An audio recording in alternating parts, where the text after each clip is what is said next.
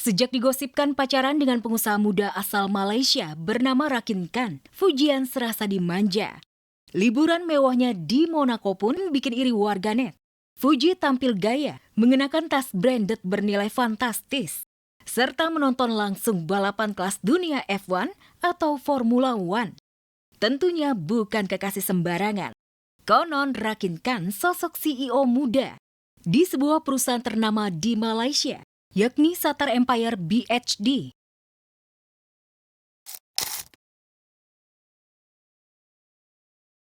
Sejak dikabarkan dekat dengan Rakin, netizen menyoroti perubahan gaya hidup dan penampilan perempuan berusia 22 tahun ini. Fuji yang kini terlihat semakin glamor dan berkelas. Ada yang bilang aura Sultan makin menyala.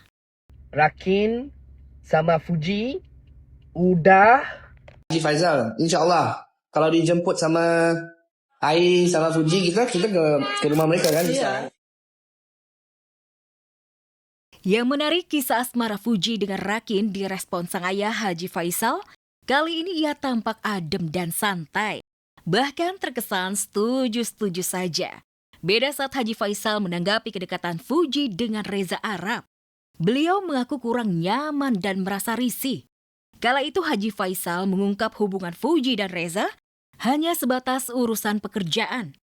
Kalau yang sekarang bikin Fuji happy, tentu sebagai ayah akan memberikan dukungan. Fuji ada lagi dekat sama pengusaha Malaysia, terus jalan-jalan keliling Eropa sekarang Fuji. Kamu tanya sama dia deh ya. Oh gitu. Ya ini buru-buru nih. Siap. Baru bahagia pulang haji dan digadang-gadang bakal jadi juru damai konflik papa mertua dan ibu Rita Amelia. Raffi Ahmad malah dihantam isu sensitif terlibat kasus dugaan suap di Dirjen Bea Cukai. Tak mau kabar miring itu menjalar kemana-mana, Raffi yang biasa santai langsung kasak-kusuk menggandeng pengacara kondang. Dan kemarin siang, lantang menentang semua tudingan terlibat kasus Blu-ray Kargo. Sikap cepat Raffi Ahmad menanggapi kabar miring terlibat korupsi di Dirjen Bea Cukai rupanya bukan semata-mata meredam kabar liar yang bisa menggoyang posisinya sebagai utusan presiden. Tapi kabarnya, sejak mencuat hebatnya namanya disebut-sebut di persidangan, seisi rumah Andara ikut gundah gulana. Si kecil Lili seperti mendapatkan firasat buruk, mendadak rewel. Bahkan Nagita sebagai seorang istri dihantui rasa gelisah, tak bisa tidur tenang. Jam berapa tuh? Jam 3 tuh. Jam 3 kurang. Aku tuh gak bisa tidur. Aduh, ngantuk tapi gak bisa tidur. Iya kalau marah-marah, cuman kan memang kalau namanya kita sebagai public figure nggak bisa semuanya, kalau marah kan nggak mungkin kita share. Iya. Kita kesel kita nggak mungkin di-share. Jadi menurut aku ya pada tempatnya aja sih. Ya, istri mana yang tak gelisah suaminya yang sedang berada di puncak karir tiba-tiba diusik terlibat kasus korupsi.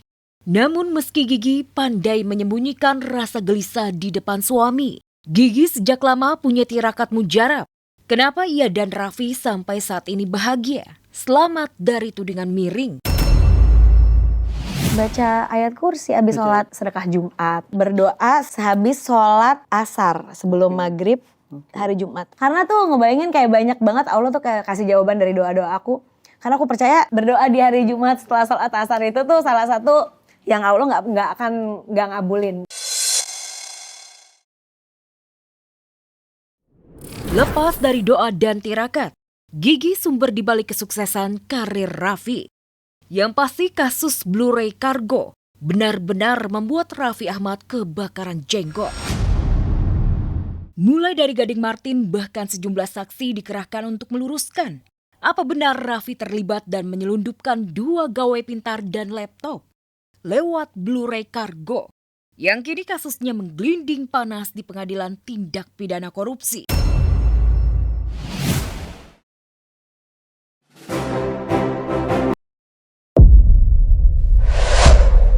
Viral lagi, Dan cuma warga Jogja yang bisa lihat Duta Sila on Seven Kickstarter atau ngengkol sepeda motor bebek jadulnya. Duta nggak gengsi saat motornya mogok hingga ia harus berkali-kali ngengkol. Momen tersebut menjadi perhatian di warga sekitar dan senyum-senyum melihat idola mereka layaknya manusia biasa. Kesederhanaan memang menjadi salah satu alasan mengapa Duta begitu dicintai publik. Meski berstatus sebagai salah satu musisi paling legendaris di tanah air, ia tetap dikenal humble pada siapa saja. Gak heran jika banyak yang merasa bangga saat bisa berinteraksi langsung dengan Duta. Sejujur mungkin jadi diri sendiri aja gitu. Jadi kayak orang melihatnya spesial ya itu rezeki berupa bukan materi gitu. Maksudnya tapi itu rezeki juga dari Allah. Dan bukan hanya soal kesederhanaan saja. Green flag terbesar Pak Duta ternyata ada di rumah, yaitu keluarga. Karena Duta juga ayah idaman bagi istrinya Adelia Lontoh dan kedua putra-putrinya. Tak bisa dipungkiri kesuksesan Duta bersama Eros dan Adam di panggung musik hingga kini 30 tahun tetap eksis adalah juga berkat dukungan keluarga tercinta. Mereka pun mempersembahkan single baru sebagai bukti kreativitas nggak mengenal usia. Konsisten dalam vibing sesama orangnya gitu. Jadi ya lebih ke situ aja sih.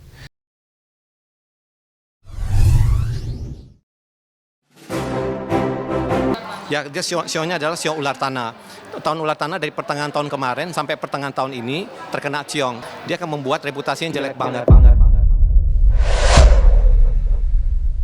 Terjawab sudah, mengapa kesialan dan kemalangan bertubi-tubi menerpa Sarwenda.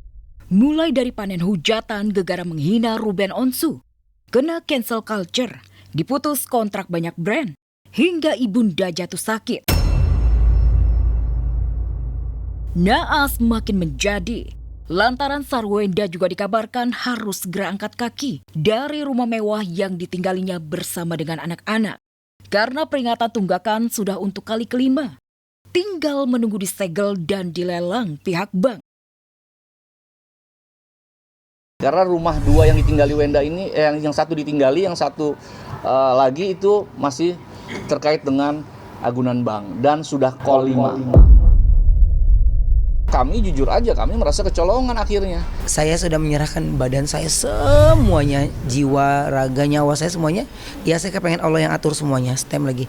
Saya udah nggak mau kocar-kacir sana sini deh Allah. Jadi Allah yang atur aja semuanya udah. Sarwenda kena karma dan ciong atau benturan dari show lahir.